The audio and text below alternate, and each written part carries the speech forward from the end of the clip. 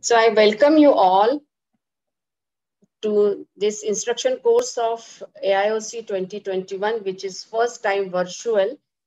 And this course is about the refractory infectious keratitis, a journey from can see to cannot see. We all know that the journeys are of different types, and every journey has a definite destination. So, journey of refractive ulcer is always different. Whether we can reach the destination is always a question mark. And even where we will land is another question mark. That's why I have chosen this topic of refractive infectious keratitis. Refractive keratitis is always challenging to manage. We need meticulous examination, proper investigations. We need perfect management and regular close observation to see the response to the treatment. If everything is not proper, this journey of refractive keratitis can land up with sight-threatening complications, which we never want. And managing this complication to prevent the vision loss is another tedious job. And these complications can turn the can see eyes to cannot see eyes, which is dreaded destination. So this course is going to cover the dilemma in proper diagnosis. If we do not know the proper direction of the journey of this ulcer, we may end up somewhere else. So we require to management options, which ulcers which are not responding, maybe without and with perforations. And sometimes when when to go for the therapeutic keratoplasty to overcome the dreaded complication, that is the another question mark we always have in our mind. And sometimes like this broken bulb, and there is no hope. So how to deal with advanced stage when we do not have hopes in this refractive keratitis? This course is actually based on the case scenario and video explanation of each situation. Our experts, they will give you tips and tricks to overcome the surgical difficulties and how to achieve the targeted goal of complete healing. This will cover in this instruction course. So in this course, we have very eminent speakers and they are expert in their field. To cover the dilemma in diagnosis, Dr. Sharadini Vyas is there. Dr. Aditya Pradhan will explain treatment options for the non-responders without perforation. Surgical strategy in small perforation will be covered by the Gautam Parmar. And Pratik Gujar will tell us about the therapeutic grafts, when and how to do. And I'm going to cover tackling stage of no hope, advanced stage. So we have dilemma in diagnosis in this infectious keratitis many times. So we have to keep our eyes open. We may miss something or even misunderstood something, whether it is fungal or bacterial. And sometimes we do not take the history proper, which may be the deciding factor. We have to go for the proper culture and management according to. We may need to switch the drugs, and we have to look for the ocular surface pathologies also. So we have to go for a longer distance. We have to go for the long journey.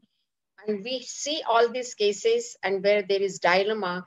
To overcome this dilemma, I call upon Dr. Sharadini Vyas, who is presently consultant in cornea and refractive surgeon at Center for Sight, Indore. She has done fellowships in cornea and anterior segment from prestigious LV Prasad Eye Institute, Hyderabad, and University of Rochester. She was senior consultant head at cornea and refractive services at Ganpati Netralaya, Jalna. She was additional director in Chaitram Netralaya, Indore. She has many presentation and publication in national and international level. And the one very exciting thing is that she has received gold medal in 1 year, that is 2013, gold medal at IIRS and Bombay Ophthalmic Association. So over to you, Sharadini. You can share.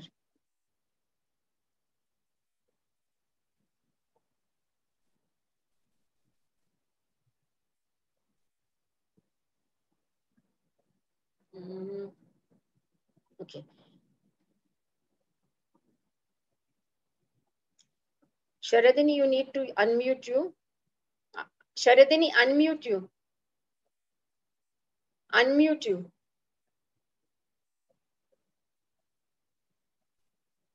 Sharadini, unmute. Unmute yourself. Yes, we have sent her the request. Yeah. Yeah. Is it now? Can you listen? Now, yeah. Can you listen now?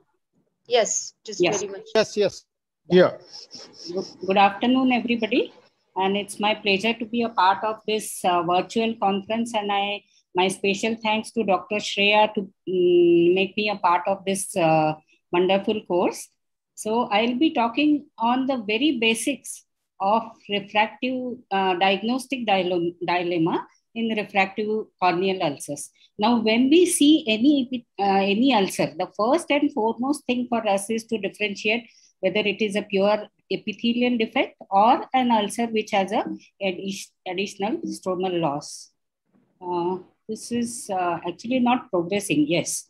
So once we know that it is ulcer, the another aim is to differentiate with from infections from non-infectious.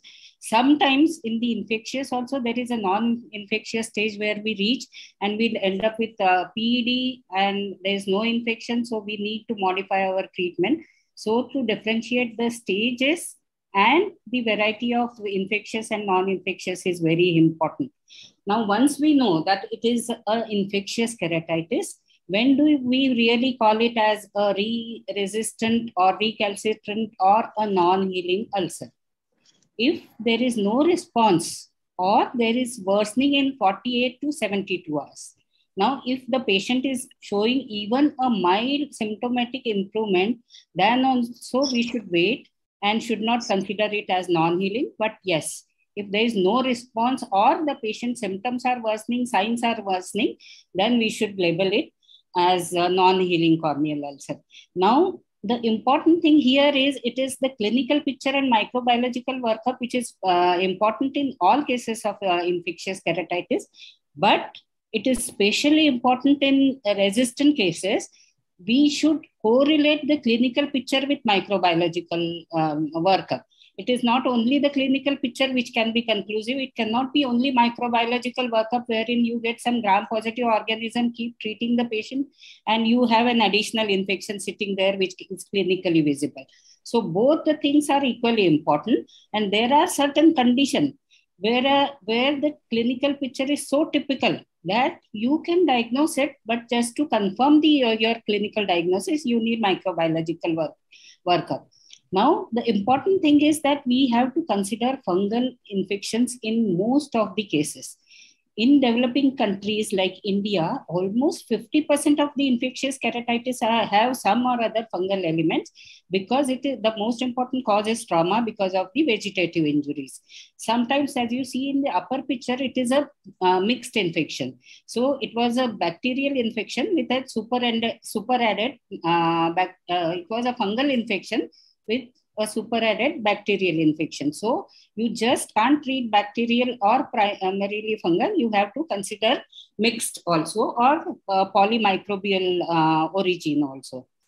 Another important thing, as I said, microbiological workup alone is not important. Sometimes you get some organism which may not be causative organisms, and almost in many of the infective keratitis, almost in 30 to 40% of the cases, it is culture negative. So just because the culture is negative, we cannot say it is not a bacterial ulcer or it is not fungal or it is not a particular ulcer. Now to just see certain clinical examples, this is a very, very simple and basic case. This patient was referred to us as a persistent epithelial defect of the viral origin. And the referring doctor consultant said that the patient has an epithelial defect with lot of surrounding corneal inflammation. So we can't put them on steroid because of the defect, and we are not able to get with the inflammatory part. And if you see clinically, the case was just a BSK, the band-shaped keratopathy, and the defect which is seen here was actually a clear area in BSK. So sometimes your clinical acumen is very, very important in differentiating, and that is what we have to learn. Now, exactly opposite case. This patient was being treated as a viral PUK for almost 3 weeks. The patient was not responding, in fact, worsening. The other eye was not examined. When the patient was referred to us, this was the clinical picture. Even in the other eye, a similar picture was seen. And when the history was taken, patient was always treated with antivirals for 3 or 4 times, thinking it is recurrent viral, but it was a pure Murren's ulcer. And when the treatment was shifted, the patient started responding within a week's time. So sometimes it's the other way, that you are suspecting infection and it is an autoimmune or some other kind of ulcer. So that is also important. This patient actually presented with acute pain and a ring ulcer. Naturally, when a patient presents with acute pain, the first and foremost thing that we think is about the bacterial infection. Because in bacterial infection, the symptoms are much more than the signs. Whereas in fungal keratitis, it is exactly the reverse way. So this patient was clinically suspected to be a bacterial infection. They also did the microbiological workup. So there were some gram-positive tocci.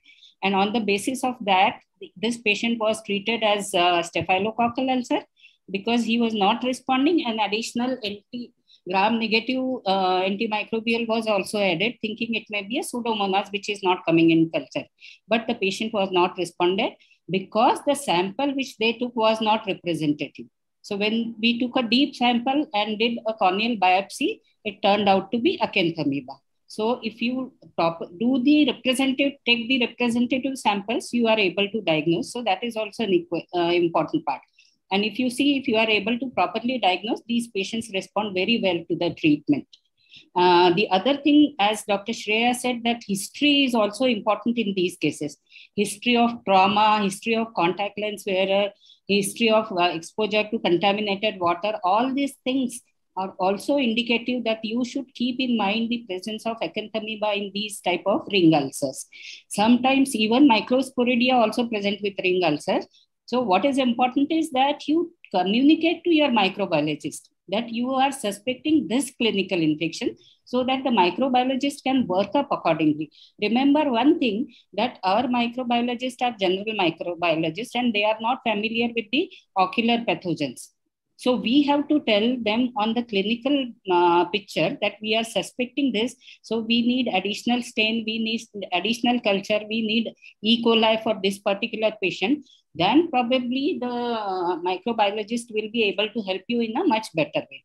Now, this case is a typical presentation, but most of the time is misdiagnosed as fungal keratitis because the dots which are seen in this red pattern has feathery margins. So it is treated as fungal ulcer. But we have to remember, we have to just have this picture in mind. If we see this, we have to suspect nocardia. The other important thing in nocardia is when we do the scraping, there is a gritty sensation. So that itself gives us a feeling that it can be nocardia. So you see the clinical picture, do the scraping, understand the scraping, tell your microbiologist to specifically look for nocardia and see the response. If your diagnosis is proper, the response is quite good. Similar in cases of atypical bacteria like mycobacteria. Mycobacteria is most of the time diagnosis by suspicion. We are not able to diagnose it only on the clinical basis. This patient is actually a post-LASIK patient, was treated for staphylococcal infection for a long time, did not respond. Then we lifted the flap, did the scraping and asked the microbiologist to do AFB staining and put the specific culture. And then it was confirmed to be a mycobacterial keratitis and it responded very well to the treatment. Now, as I was saying that when we treat these microbial ulcers, we treat them with antimicrobials. Now, at one stage of the ulcer, the infection goes away and what we are sometimes left with is basically a persistent epithelial defect which has a melt which is setting. Now, at this point, we have to revise our treatment. We have to make sure that we have to reduce the antimicrobial, add on the other therapy, if required, do surgical intervention in time to save the eye. So this is very important in an infective keratitis, that when to start steroid, how frequently to start, when to reduce, and when to add another therapy, and when to surgically intervene. Then only we will be able, and this can be done very well on clinical basis. So my conclusion of the talk is that review your diagnosis. If the patient is not responding within 48 to 72 hours, try to find out the cause. It may be a local cause. It may be a dry eye. It may be a meibomian gland dysfunction. It may be a Stevens-Johnson syndrome. It may be multiple things, lid coloboma, multiple things which are responsible. Then the second thing is revisit your diagnosis, whether clinically you are missing something or microbiologically you are missing something, or it is a polymicrobial infection. The other important thing that you need to consider is drug resistance. So do the sensitivity, both antibacterial also, and now we have very good antifungal sensitivity tests also available. So do the antifungal sensitivity also, and make sure that you take representative sample. If you are not able to get with the superficial samples, do repeat the scraping, go deeper, take biopsy, and then make sure that your ulcer is whether really a culture negative ulcer or you are missing the microbial sample. So that is very important. So what is important is that clinical picture, you have to keep it in mind, the clinical picture, especially in atypical bacteria. Second thing is your expert microbiologist. If he is a general microbiologist, you should communicate and tell that these are the ocular microbiota which we need to investigate for our cases. Third thing, you have to tell them that we have very little sample. They deal with large samples. So our sample size is very small. So you have to tell them. And then whenever it is required, then if everything is not possible, then you do a PCR microbiological test, or if required, you have to go for the confocal microscopy if it is available. Thank you very much. Thank you, Sharadini, for very nice talk. And I think you covered almost everything. And now the ophthalmologists who are treating these refractory corneal ulcers, they will not have any diagnostic dilemma in their mind. So after Sharadini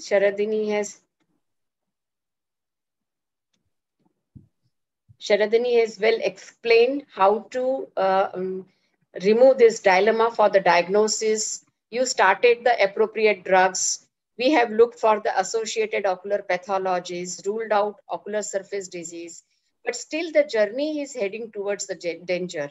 It is not on the right track. So how to turn back to the right track of complete healing?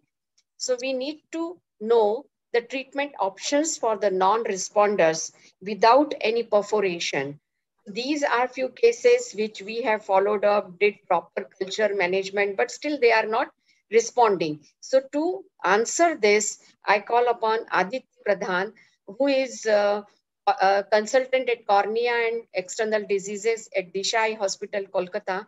He has affiliation to many ophthalmic societies. He is reviewer in cornea external diseases for IGO, even section editor for the cornea for AIOS, and section editor for the Tamil Nadu Ophthalmic Society newsletter. He achieved the Young Achiever Award and he was finalist in Think Under the Apple Tree at AIOC. His special interests are in infectious keratitis and keratoplasty. So over to Aditya.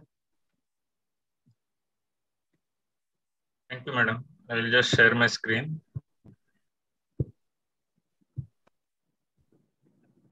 Yes. Can you see the slides? Yes. Yes. So thank you, madam, for the very kind introduction. So the topic allotted to me today is non-responding keratitis, infectious keratitis without perforation. I have no financial interest to disclose. Before the talk, I would like to request everybody to go through this article. It is openly available in the Eye Journal. So this came from the Bascom Palmer group, which also, like India, deal with a fairly large number of infectious keratitis. One of the very few centers in the US to do so. So in this, the question in the article was, what is causing the corneal ulcer and what are the strategies for unresponsive corneal ulceration?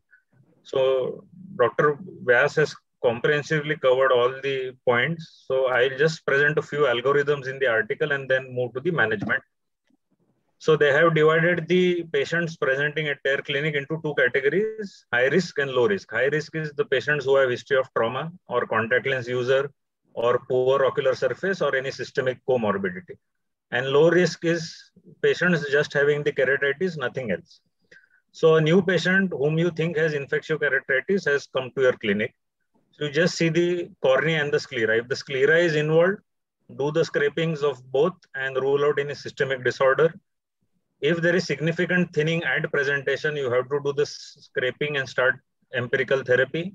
You may end up using some form of tissue adhesive, or even if more severe, you have to do keratoplasty. So again, you see whether it is high risk. So high risk I will deal in the next slide. If the patient is low risk, but not much of thinning, so you again do the scraping, complete microbiology and add on the advanced investigations if needed and if you have access to them. Then two things can happen. The patient is improving. So once the patient is improving, you just adjust the frequency of the drops as per the response. Steroids are usually not given in infective keratitis. Please keep that in mind. But if there is no clinical improvement, so you have to question everything. You have to question your diagnosis, your findings. You have to also question whether the patient is complying to your instructions. Again, you rescrape, you check the sensitivities. If you can find the organism, you modify the treatment as per the sensitivity of the organism. In spite of that, if things are getting worse, then we have to move as per the topics discussed in this instruction course. So now you have high risk patient, which I have mentioned before. Again, the similar principles, you have to do the culture, you start the broad spectrum antibiotics. If you see improvement, you see the organism, you may change as per the report, and you finally have the resolution of the keratitis. If there is no improvement, again, you question everything like before. You are not rescrape, still you may not find anything. If you don't find anything and the keratitis is worsening, you have to think of aggressive measures. And already there is a patient who was diagnosed elsewhere, proven infective pathology. They have tried and treated, but it is not happening. They have referred to you. There is no clinical improvement. So depending on the presentation, if it is very severe, you have to go for aggressive treatment. If it is stable, you do scrapings after stopping the antibiotics for a period of at least 2 to 3 days. You do advanced tests if they are available to you. You try and rule out any other organisms or mixed infection, including virus. If you can identify it, yes, very good, you can start the treatment accordingly. So without perforation, you have these management options. One, you can just plainly debride or do a very superficial keratectomy of the ulcer plaque. You can combine it with a tarsorrhaphy. You can do a AC lavage of the exudates and give intracameral, intrastromal, or both antifungals. You can also do a carbolic acid cautery, which was practiced in the olden days, but it is still useful. I am using it in certain cases. You can do a conjunctival hooding or a conjunctivoplasty or a pedicle graft if the tissue is not available. You can always do a tissue adhesive with a BCL. It is not only for perforated cases, but you can, if you're anticipating perforation or severe thinning, you can still apply it for giving tectonic support. And you can also do the activated collagen cross-linking, but I do not have any personal experience with it. So I will go through each of the modalities. So this video is showing this person presented to us with 3 weeks of history of this non-resolving keratitis. He was treated elsewhere. So I saw this densely adherent plaque on the slit lamp. I decided not to scrape on the slit lamp, but instead I took him in the OR, and you can see it is so easy to find a plane of dissection because the tissue is edematous. You just lift off slowly this entire plaque from the ocular surface. Now you are left with this defect on which if you see any small infiltrate, you can apply a small drop of carbolic acid and do the cautery. If you anticipate healing problems, you can do a tarsorrhaphy at the conclusion of this debridement or the keratectomy. So any unhealthy tissue you have to remove gently, but On the slit lamp, you rule out any thinning before you undertake this procedure. Then this is the courtesy of my colleague in the hospital, Dr. Soham. So this patient presented in the lockdown last year with this ulcer, which has almost healed, but there is still some activity in the stroma. And this gross thinning occurred. There is still no perforation. The CDAL was negative, but since no tissue was available, the patient had come from Bangladesh. So we had no option to do a conjunctival hooding. So I'll just show you the intraoperative pictures. So in which you just release a pedicle, vascularized pedicle of the conjunctiva, advance it over the infected area and suture it with interrupted nylon sutures. So this is at the end. This is at the end of 1 month after the surgery, where there is a nice scarring, and the conjunctiva has grown over the area where the iris was almost going to prolapse, and the tectonic stability is achieved. Now we'll come to the role of intrastromal antifungals, in which this patient with a history of 2 weeks of non-responding ulcer, we had done the scrapings and the report came out to be positive for fusarium. You can see this deep ulcer. The surface is not so much affected, but if you see in the slit section on the right, it is beautifully shown that the infiltrate is involving the deeper layers of the stroma. We all know that the penetrability of the topical antifungals is very poor. So in this case, we decided to go ahead and inject intrastromal voriconazole so that to achieve a faster resolution of the keratitis. This is the anterior segment OCT taken before the injection, just to rule out any thinning and note the extent of the infiltrate. This is at post-op day 10 after the injection, single injection of intrastromal antifungal, that is voriconazole. So a lot of resolution has occurred. The scarring has also started to form. So we kept the patient on topical and systemic antifungals for 2 weeks, and complete resolution was achieved without resorting to any more invasive procedure. Now we come to the role of anterior chamber lavage combined with an intrastromal injection and an intracameral injection of antifungals. This gentleman was referred from one of our peripheral branches with a history of non-resolving keratitis for 4 weeks. They had done the scraping and found out a fungal etiology, and he was sent to us. So at presentation, it was looking like this after 4 weeks of intensive topical therapy. The hypopion was not resolving, neither was the stromal infiltrate, which was deep. So initially we decided, the patient would be taken up for a tarsorrhaphy along with the injection of intrastromal antifungals. For some reason, the surgery could not be performed and the patient was lost to follow-up. But somehow the ulcer has worsened. Even if the infiltrate is reduced slightly, there is gross thinning, as you can see in the slit lamp section. So the patient did underwent a tarsorrhaphy and an AC lavage. This is after 3 weeks of the surgery. The tarsorrhaphy was released. The thinning was also taken care of. The collagenolasis was prevented, and there is nice scarring. This photograph is 3 months after the entire procedure was done. Now we'll come to the role of tarsorrhaphy in the management of non-responsive keratitis.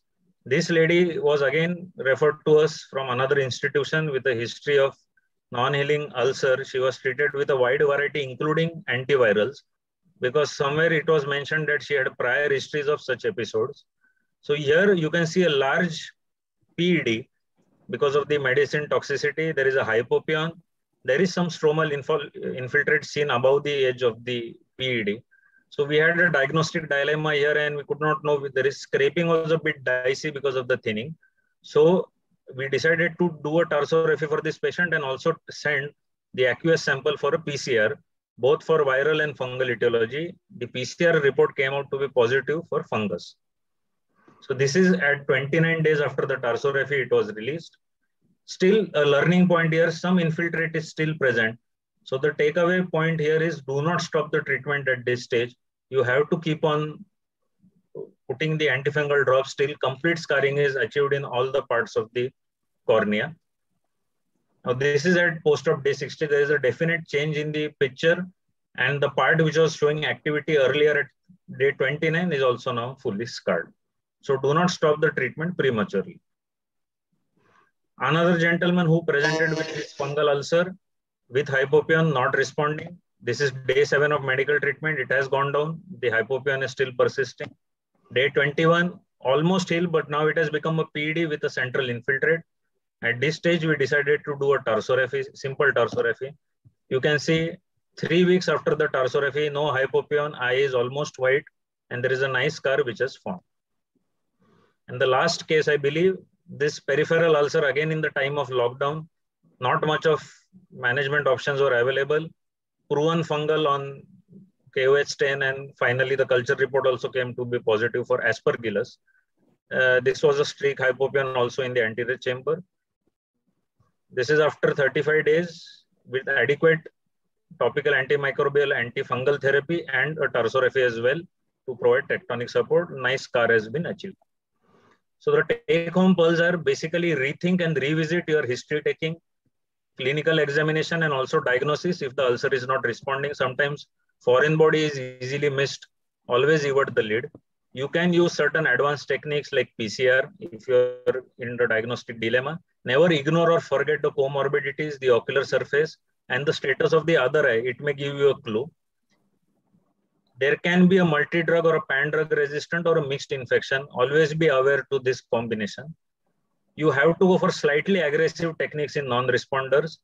Herpetic keratitis is a great masquerader. It can resemble bacterial, fungal, and all other types of keratitis. So be aware for this, and always refer on time to avoid the end stage intervention. Thank you so much.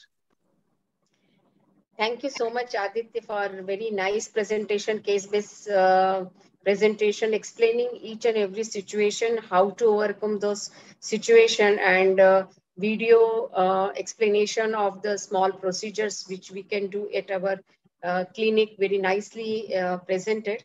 I just want to know whether Gautam has joined or not. Otherwise, we will. No, he's not in the list. He's not there. So, he's not there. Okay, then we will go to the next speaker, and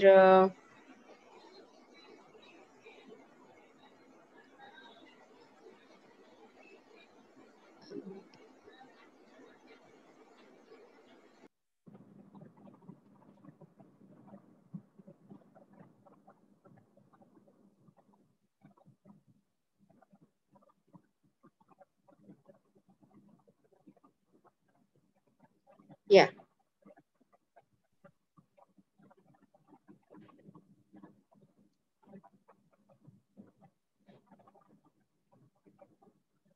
Yes. I think my slides are visible. Yes, ma'am. Yes. But again, it is coming. Okay, I will.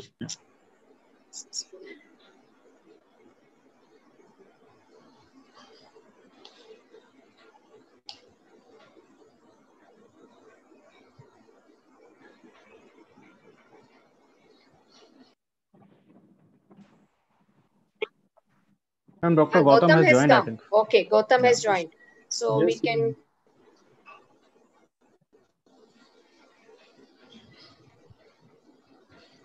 So I'm sharing my screen. Yes. So now can you see my slides? Yes, ma'am. Slides are visible.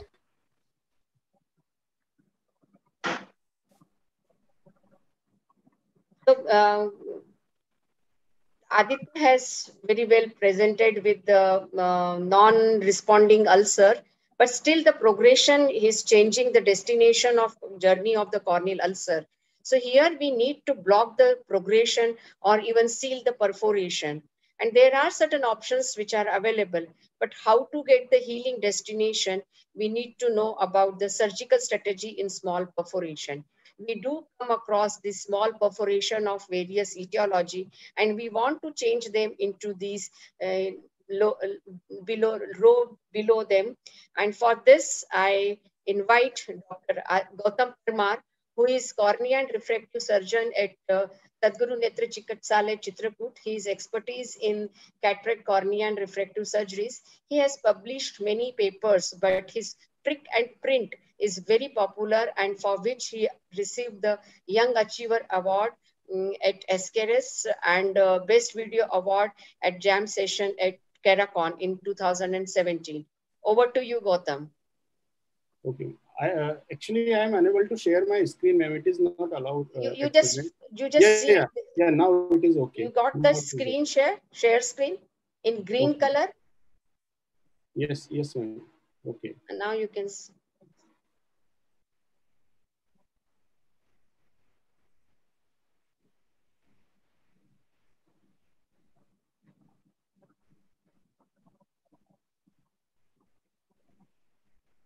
Yes. Is it visible, ma'am? Yeah, it is visible. Yes, sir. Okay. So thank you very much, ma'am. Thank you for giving me this opportunity. I am here to present my strategies in small corneal perforations. So the first question is, why perforations occur? There are a lot of etiological factors like infectious, maybe because of bacterial, fungal, or viral, or autoimmune, and trauma is again one of the common cause for perforations. So the purpose of management is to get a tectonic integrity to the globe and elimination of infection at the same time. So there are few management options for the same, like gluing of that lesion. The cyanoacrylate and fibrin glues are the options available. Page grafts can be done, or amniotic membrane in layers can be transplanted, can be there. Autologous Tennant's patch can be used, is again a popular method because we are using autologous tissue. Conjunctival flaps can be used, and sutures can also be used to seal perforations. So we'll discuss all these options one by one. So first one, what should we use and when to use? This is decided only by the following factors, like size of the perforations, whether there is active infections are there or not, or availability of the donor tissue. So this is what is the role of glue now? So it replaces the need of sutures, and thus suture related complications should be avoided. It reduces surgical time because it is very quick to use. This gives better patient comfort and less inflammation. So the options in the glue is the cyanoacrylate glue, which is good for small perforation with leaks or melt. It polymerizes on coming in the wet surface. It is bacteriostatic also. It decreases overall enucleation rate to the eye and decreases need of tectonic keratoplasty, and OPK can be performed later as a selective procedure. So here is a small video showing the technique. I usually prefer to debride the surrounding epithelium to get a better adherence of the glue. Now I apply the cyanoacrylate glue with the help of this 26 gauge needle itself in the given area. It should be limited, and a very thin layer should be formed. And another thing I do differently is I press it with the help of a spatula to make it more smoother to fit contact lens. Now I am making side port. It is again a tricky thing. I make two-step side port. First I make a tangential port, then I put some visco, and then I make it a rectangular port. While releasing the Synec, you should be very gentle. Otherwise, you may land up in the iridodialysis. So here I am performing posterior synechialysis also, and you can see the SE is well formed and there is no leak from the perforation wound. Thorough viscoelastic should be washed. Okay, I am using irrigation aspiration cannula here, hydrating the pores. I never prefer to use air in this. And as you can see, I placed a bandage contact lens here to avoid irritation to the lid. Second one is the fibrin glue, which is a biological and prepared by processing plasma. So it is it has few advantages, like it is better tolerated and non-toxic and hypoallergenic. It is antimicrobial property also, and enough tensile strength, though it is less than cyanoacrylate glue, but it is enough. But there is risk of transmission of blood-borne disease because it is processed by the plasma.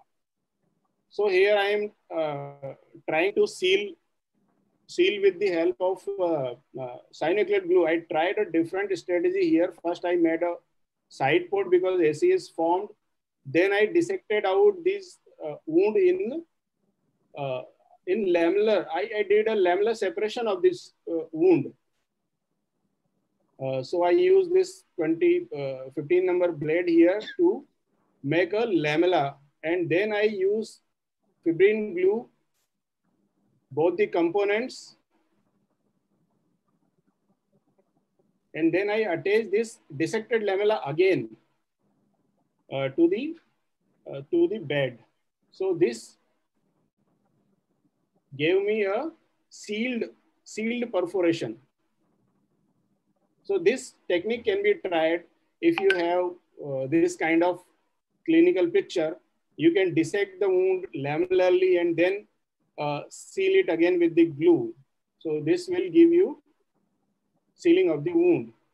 Again, the cyanoacrylation should be performed with very caution, as I am performing here.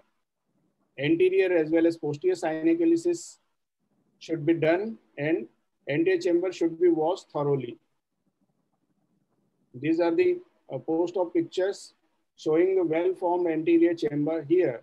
So wound is hydrated, and you can see that there is no leaking. This is again a small perforation here because of the thinned out cornea, and SICS was performed in thinned out cornea, and there is a leaking from near the tunnel because of the thinning. So I use fibrin glue and amniotic membrane here to seal that perforation, and we could achieve a good sealing with use of this amniotic membrane in such scenario, because suture, we can't place suture, cornea is already thinned out. So here I am placing this amniotic membrane. So you can see in the post-op picture, there is well-formed anterior chamber with retained air bubble inside the anterior chamber. So what is the role of a page graft? When the perforation is slightly larger or active infection is there, tectonic and therapeutic purpose can be achieved simultaneously with no disfigurement. So here is a pre and post-op picture of a perforation. Here is a video where I am using the biopsy punch. You can see it's a 3 or 3.5 mm biopsy punch. I am punching the diseased cornea, making partial thickness groove, and then making it full thickness using this side port. Now curved vanas is used to excise the defective cornea, peeling of the epithelium and all the debris membranes from the iris. This is punching of the donor button, and you can see we could achieve a good pupillary shape. Suturing to be done in Tenno nylon interrupted suture.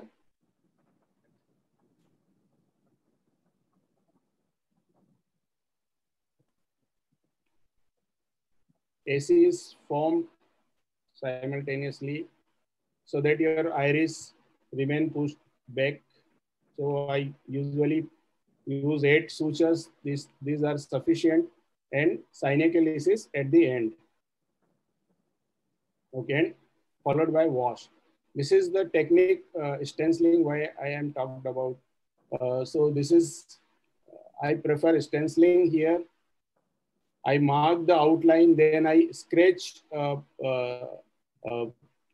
thin plastic film over it, and then I make bigger holes, bigger cuts outside that scratched outline. And then I place this sheet over the donor corneal button and mark with the ink. So you can see the print is there on the donor tissue. So I separated, I dissected it with the help of side port scissor followed by curved vana scissor. I resected out the donor button, and then I excised the deceased cornea along the markings which I made before, so that you can achieve a good sizing of the donor button. Okay, so you can place the donor button here and suture it as usual manner, interrupted 10-0 nylon suture.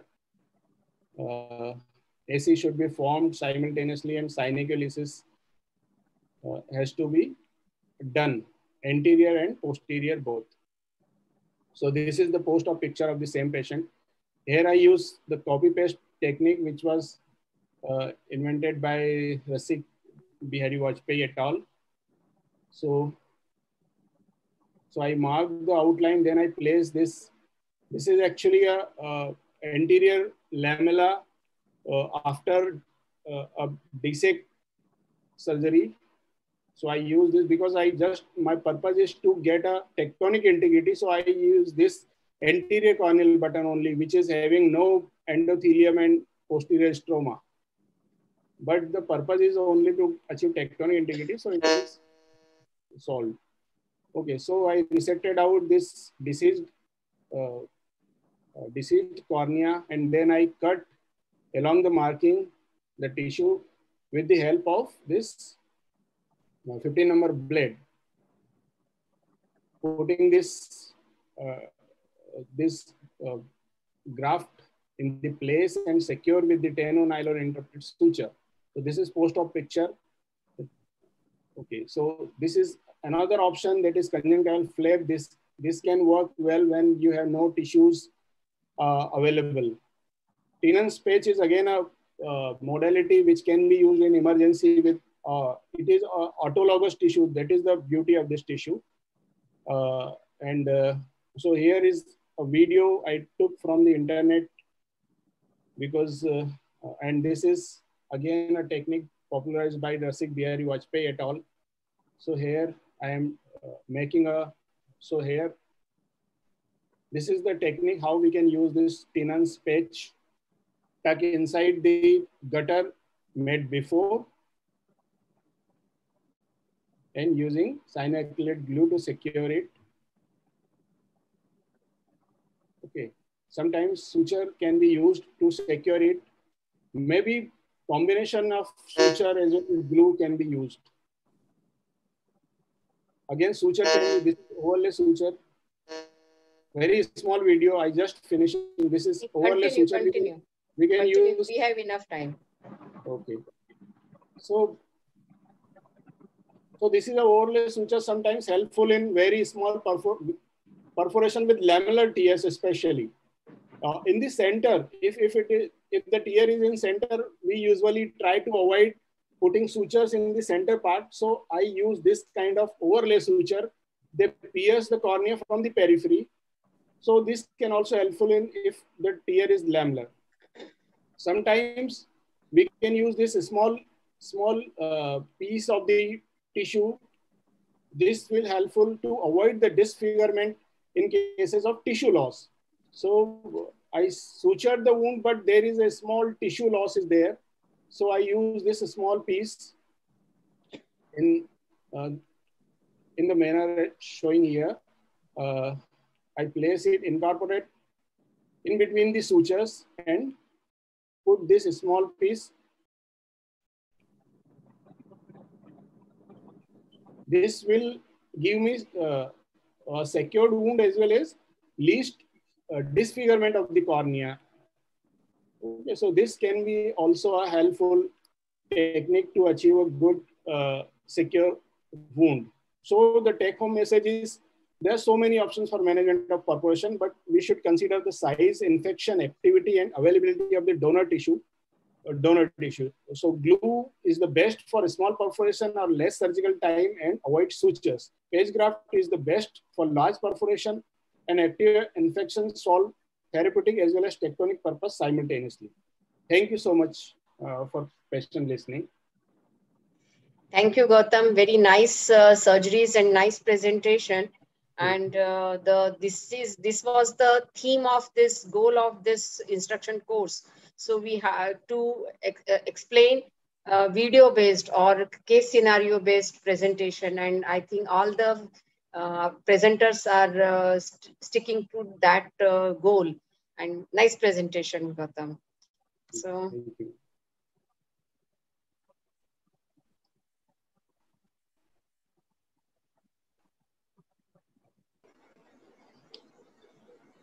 next is I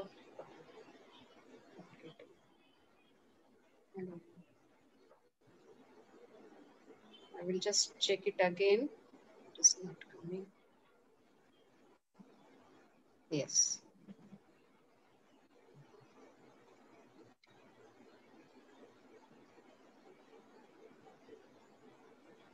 So many times when there is no response and the infection is progressing, now here the goal is not the control of infection. Here we want to preserve the eye.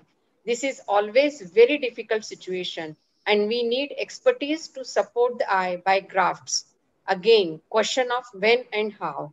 So we have to do the therapeutic grafts, and to answer this when and how to do this, I call Pratik Gujar. He will tell us how to change this above line to below line, which is the goal in this situation.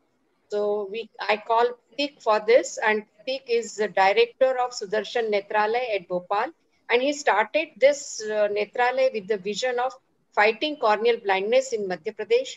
He has done his fellowship in cornea in prestigious Shankar Netralaya, Chennai. He had FICO Award in refractive surgeries and RP Danda Award for the best scientific paper in MPSOS conference. His main interest is lamellar corneal procedures, and for which he was invited by the various state and national level ophthalmic conferences. And he, at this young age, he has written several chapters in clinical ophthalmology. So over to you, Pratik. Thank you, ma'am, for the kind words. I would like to thank Dr. Shreya ma'am for making me a part of this wonderful instruction course. So I'll share my screen now.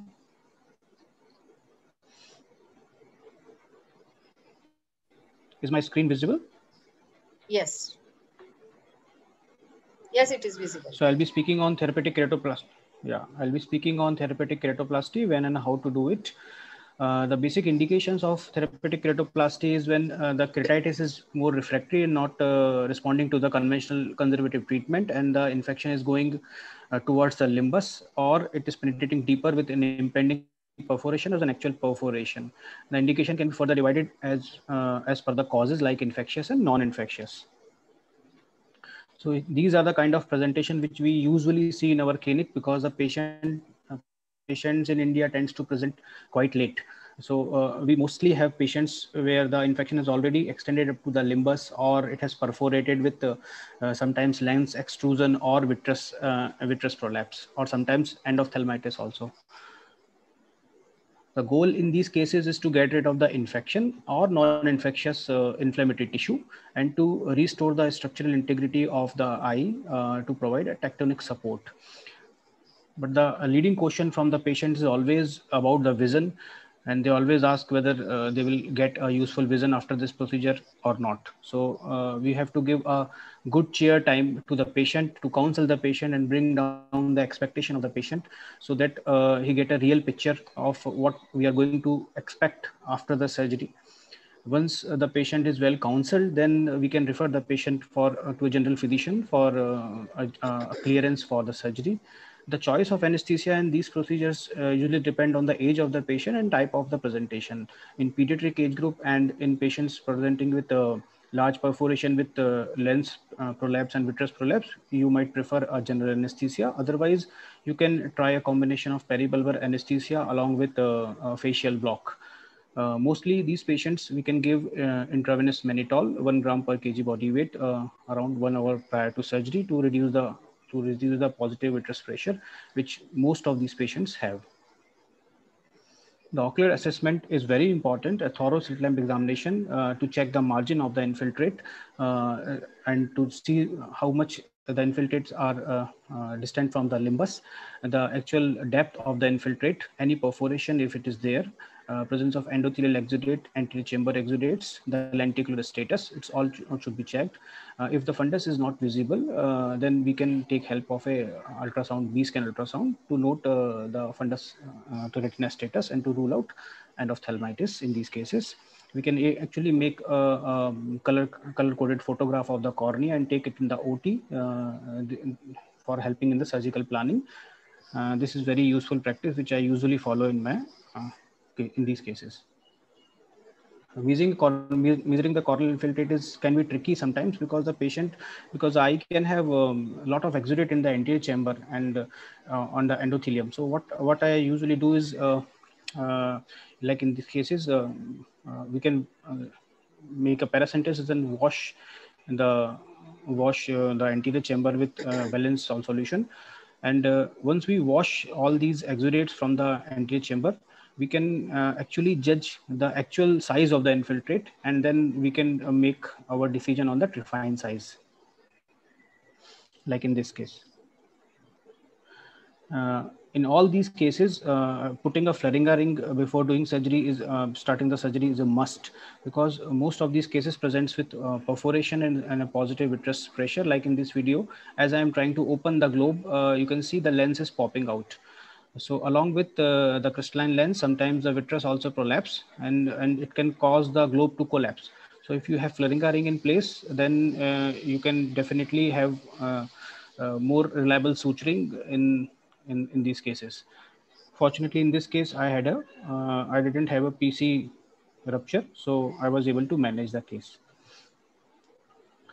You can have in these cases, you can have iris exudates. These exudates are present on the surface of the iris, on the anterior surface of the iris, which can peel with the help of forceps, or you can have retro iris exudate. Like in this case, there's a lot of retro iris exudates, which I'm trying to kind of scratch with a visco cannula, trying to keep the posterior capsule intact, and trying to just scratch the posterior surface to remove as much of exudates as possible, and then you can remove them with the help of forceps. So these exudates can be there, which have to be tackled. Now, in some of these cases, you can have a large perforation. So if you give a peribulbar block straight away, you can end up with a positive vitreous pressure, which can cause expulsive choroidal hemorrhage. So what I usually follow is to put, in these cases, before blocking the patient, you can put glue at the perforation. You can just put a little bit of glue, and you can use a past planar vitrectomy to reduce the vitreous thrust. And if you do not have access to a past planar vitrectomy, what you can do is a gentle vitreous tap with a 30 gauge needle to reduce the vitreous volume and a positive vitreous thrust. Just 0.05 cc of vitreous can be tapped, and this will reduce the vitreous thrust considerably, and you will have the risk of expulsive choroidal hemorrhage will be much less. Now the patient can be taken for peribulbar anesthesia. Now this is a case where there is a very large perforation with iris prolapse and vitreous prolapse. So before doing the surgery, you have the corneal button, disease corneal button.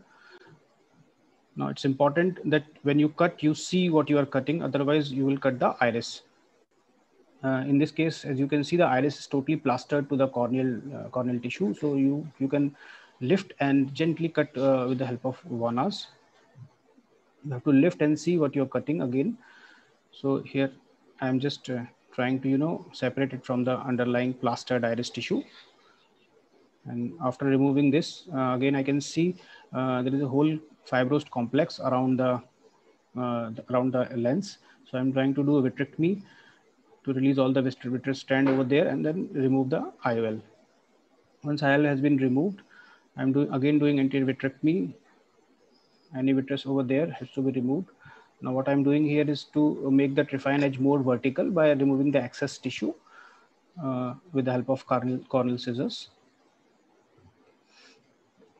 This vertical edges are important so that your suturing and all was more perfect. Once this has been achieved, you can here I am removing all the fibrosed capsular thing which is adherent to the iris. And once it is achieved, then you can do a vitrectomy again. And here in this case, it was done under a lockdown last year. So we'll use a glycerol preserved tissue. It's a glycerol preserved tissue, and you always put interrupted suture, not continuous suture in these cases, with tenon interrupted sutures. And then at last I removed Flaringa ring. A lamellar keratoplasty can be tried in therapeutic keratoplasty cases, but it has very limited role if you are very sure that the infection is in the superficial stage, superficial layer only. Then only do a lamellar keratoplasty. Otherwise, you will end up in a situation like this. This was a case of fungal keratitis in which a lamellar keratoplasty was done elsewhere. And here you can see when I'm removing the anterior donor tissue, there is an interface keratitis with a perforation. So to be very, very sure that you have completely removed the infection, otherwise you will end up in situation like this if you're trying lamellar keratoplasty for therapeutic purpose. Patch graft, as Dr. Gautam has nicely demonstrated, again, patch graft has limited role for smaller perforation. Like this is a case of Sjogren's syndrome with a melt. This is a 300 micron guarded knife. I am doing making a 360-degree groove. So in case of small perforation, you can try this. And once a groove has been made, you can remove the necrotic dead tissue with the help of forceps. And leaving the actual perforation is quite small. And then there is a lamellar layer of corneal tissue. So I'm just debriding the bed further. And this is actually a DMAC leftover tissue, which we are using here as a patch graft. Usually 6 to 8 sutures, interrupted corneal sutures, are sufficient for these cases. Once this has been achieved, you can use BSS to form the anterior chamber. Now this is a case of Sjogren's melt, so I'm using chromic catgut for temporary punctal occlusion in these cases. Adjunctive procedures like punctal occlusion and tarsorrhaphy are usually helpful in cases like this. So the follow-up of these cases is very important, as these cases require a closer follow-up as compared to optical penetrating keratoplasties, because these patients may have intraocular pressure, raised intraocular pressure, because of the presence of peripheral anterior synechias and associated inflammation. So you might want to add up anti-glaucoma medication, and in very rare cases you might require a trabeculectomy with mitomycin C in these cases in post-operative period. There is chance of recurrence of infection, which you have to discuss with the patients preoperatively. So you have to make a close follow-up, and a very cautious use of steroids is required in these cases, because I usually follow that for bacterial infection cases, I usually avoid steroid for the first 10 days. And for fungal, I usually don't give steroid. If at all I have to give steroids, then it has to be given after 6 weeks of in the post-operative period. Regrafting for an optical purpose in these cases, usually I defer for about approximately 6 to 8 months. Once the inflammation settles down and you have a good chance of success for the optical graft, then only take up for this thing, regraft for optical purposes. I thank you for all your patient listening. Thank you so much, Pratik, for excellent presentation. Your very dreaded complications of big perforation and so much of corneal infiltration was there, and you did so nicely and explained each and every step very nicely. Thank you so much. Can you unshare your screen so that I can share the screen? Yes. So next, when we already have seen that these infiltration are progressing and still there is no response, patient, they come with the total abscess or perforation size is increasing without any response. So many times these patients, they advise evisceration. But when you see that the perception of light is present there and there is no posterior segment involvement, so we need to have some hope in this case, but they are told that there is no hope in such cases. So in such situation, how to turn in reverse gear and how to save the eye? So we see these type of cases when there is no hope. So how to tackle this stage of no hope and advanced stage? I'm going to cover this. I'll introduce, madam. Okay, right. It is my great honor and privilege to introduce Dr. Shreya Thatte. She is the professor and the head of Department of Ophthalmology at SAMC Institute, Indore in Madhya Pradesh. She was a past fellow of the Eye Foundation of America. She has won numerous awards at the divisional, state and national conferences. She was the Best Teacher Award at ECO in 2017 and the Leadership Award at the Women's Ophthalmic Society. She has held various important posts in divisional and state societies and numerous publications in both the national and international journals.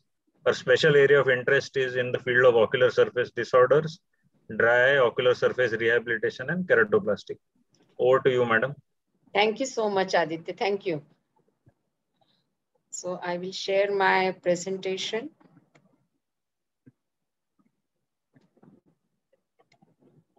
So here I am presenting tackling stage of no hope, the advanced stage.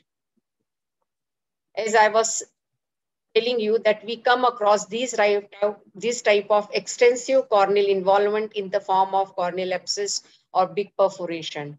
And is there any hope? This is the always question. So I'm sharing few cases. This was the patient was the 40 years farmer who had injury while working in the field and who took treatment for 3 months for the corneal ulcer. There was no response. And then this ulcer progressed to total corneal involvement and he was advised evisceration. But when he came to us, the vision was projection and perception of light was perfect. And we did the very careful B scan and it shows the clear posterior segment without any involvement of the posterior segment. Another case, this was a 23 years female who was presented with us and she had history of corneal ulcer for 2 months. But she could not took the treatment as she delivered a baby that time. So, and she came afterwards with the large perforation of 3/4 of the cornea with the uveal prolapse. And she was told that nothing can be done and this eye may go into phthisis or you go for the evisceration.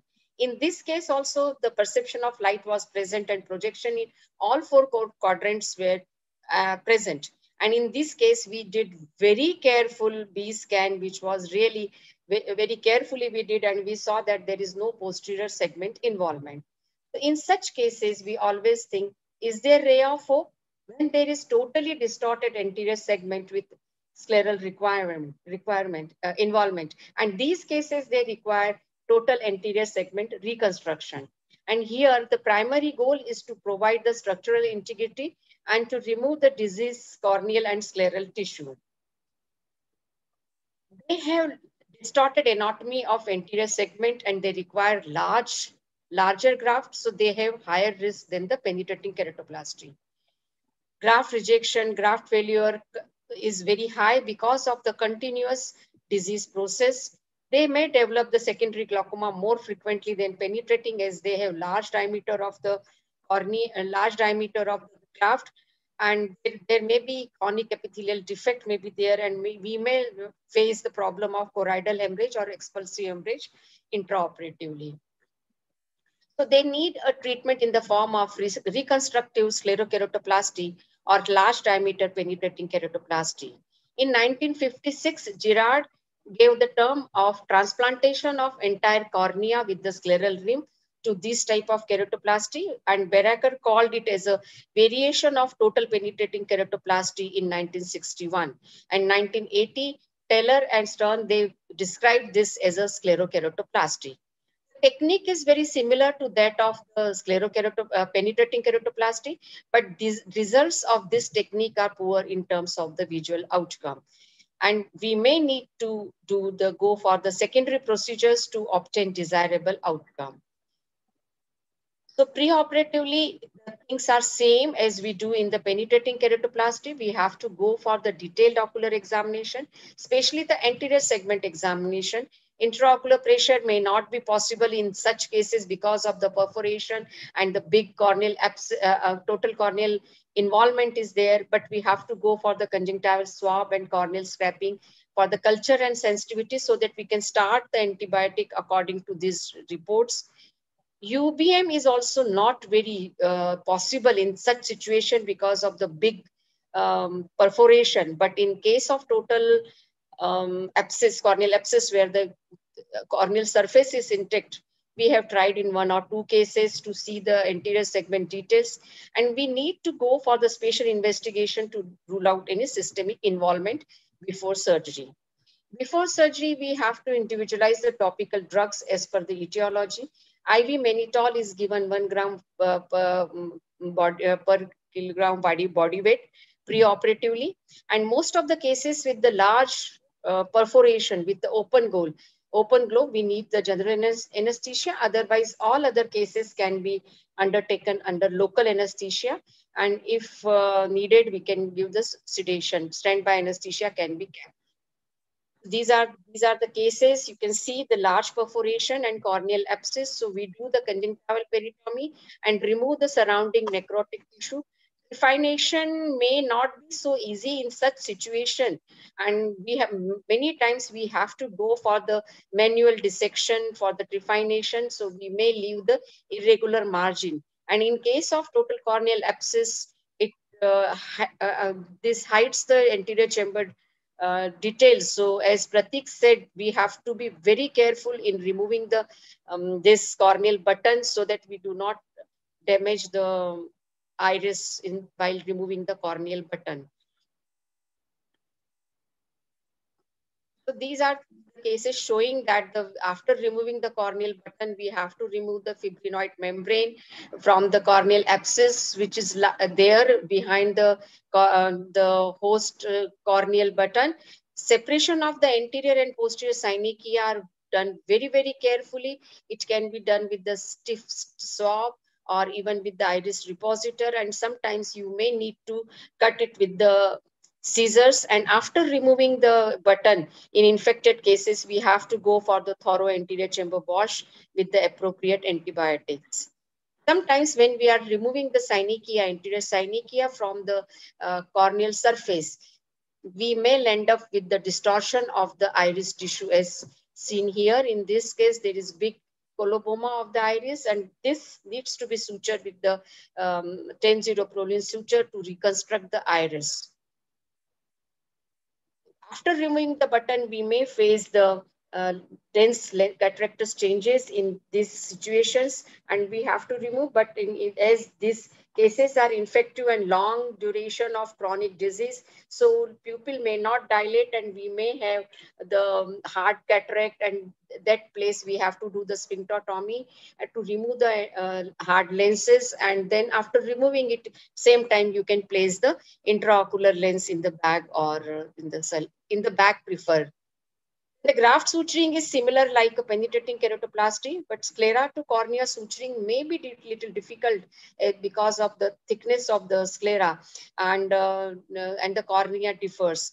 Sclera to sclera sutures, we have to take long and tight sutures, and we have to undermine all the sutures, but sometimes it may not be easy to undermine these sutures. Angle management is very, very important in such situation, as many times the sclera is involved, and reformation of the angle is very important in this actively inflamed eye, as these cases are of large diameter grafts, and it is very difficult to judge the microscopic structural anatomy of the angle. So Zimmerman suggested the full thickness suture to reduce the posterior gapping of the wound to overcome this problem. Taylor and Stern, they suggested cyclodialysis, which is an old procedure for the glaucoma. Cohen, Kennan, and Dolman, they preferred iris tightening sutures to prevent anteriorization of the iris, as in such cases, this iris is already anteriorized, so we want to put this iris posteriorly. So these sutures are very helpful. Cobo suggested lamellar dissection of the sclera, both host and the donor. As you are seeing here, there is lamellar dissection, and the angle structures are preserved here. And we also do the same lamellar dissection suggested by the Cobo method. Post-operative complications are very high than the penetrating keratoplasty. In our series of 65 eyes of sclerokeratoplasty, we have seen 18% patients showing the cataract. Secondary glaucoma, aphakia are very, very high. And these cataracts can be managed very well with the phacoemulsification post-operatively with the foldable intraocular lens. Graft rejection, graft failure, and graft reinfections are also very high in such situation. Post-operative glaucoma is another problem which we have to face in this sclerokeratoplasty. The Lee et al., they found 13 patients, they developed glaucoma, out of which 6 requires the surgery in the form of trabeculectomy. And in our series of 65 cases, we have seen the 9 patients developed secondary glaucoma and trabeculectomy was successful in 8 patients. But 1 patient, while doing the sclerokeratoplasty, there was aniridia and aphakia, expulsion of the total iris and the lens during the surgery, and patient became the aniridia and aphakic. But trabeculectomy also in this case was failure. So we did the glaucoma drainage device. As you can see, the graph is very clear and the aphakia and aniridia is there.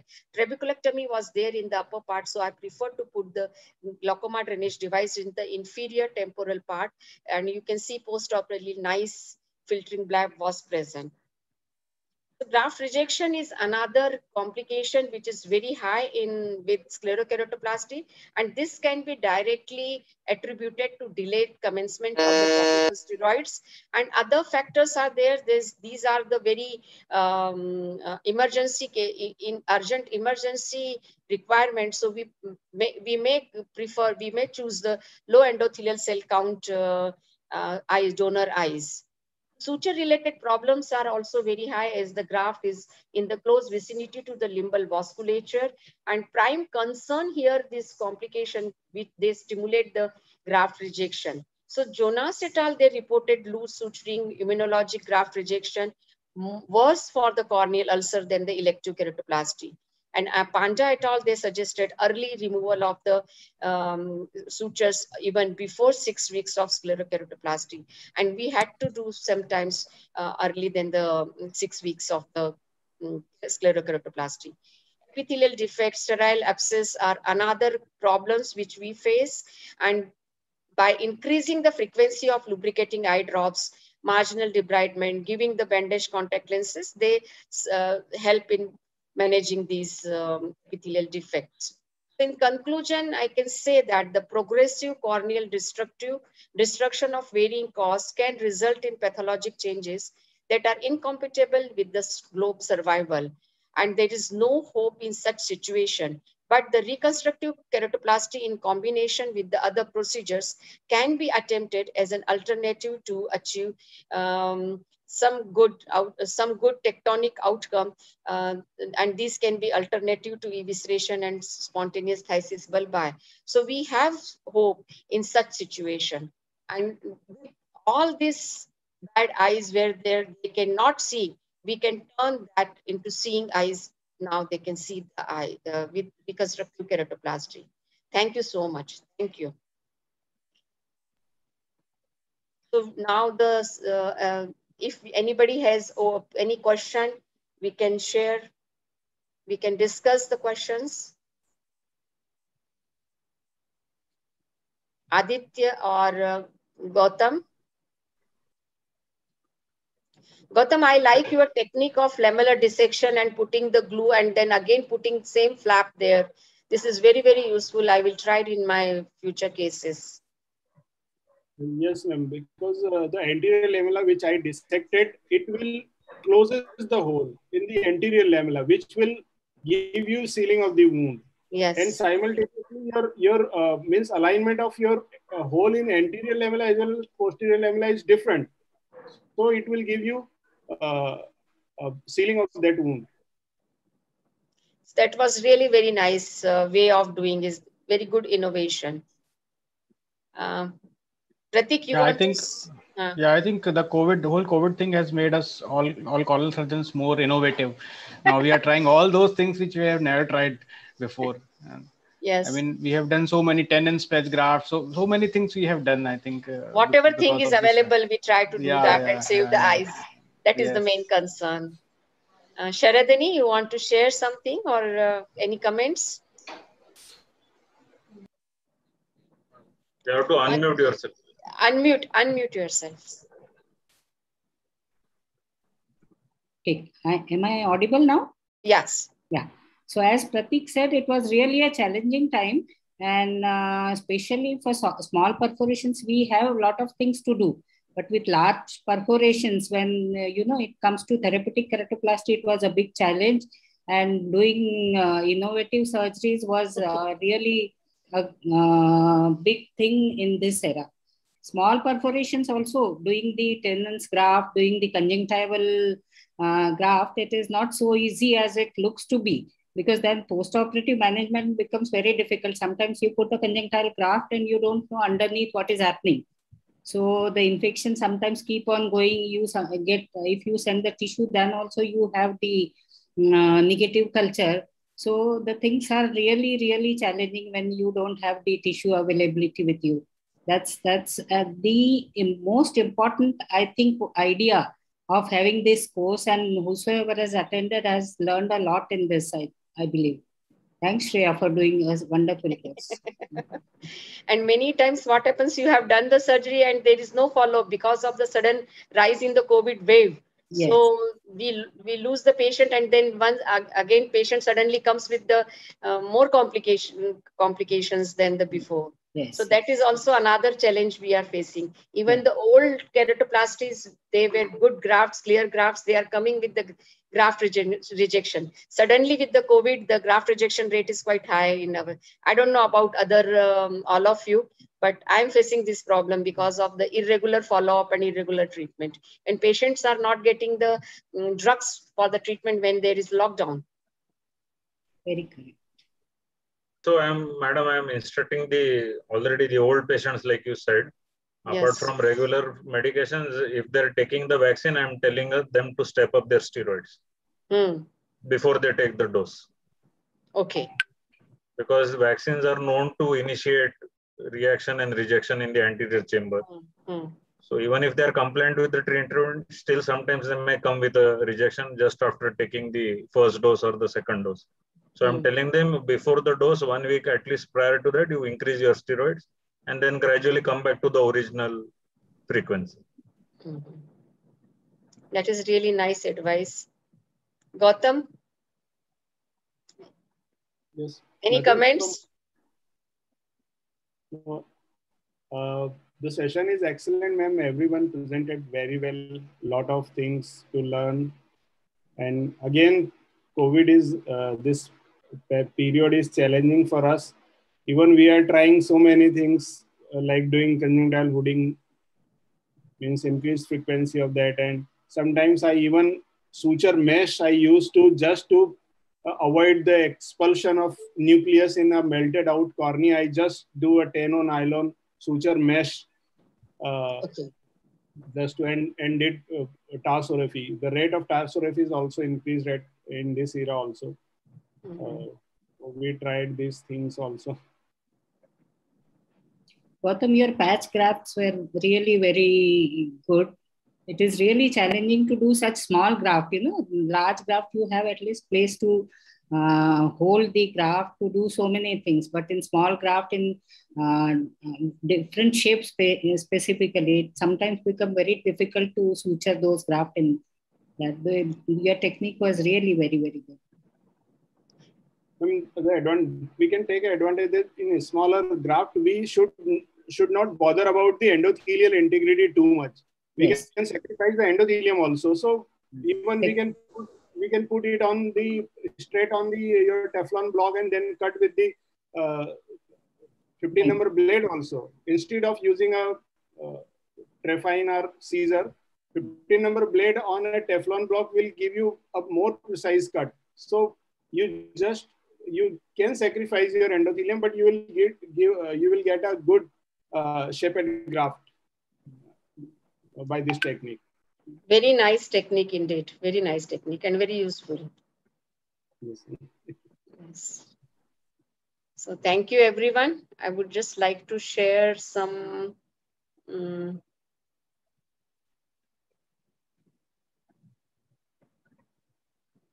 I just want to end the session. I think time is also. Yeah.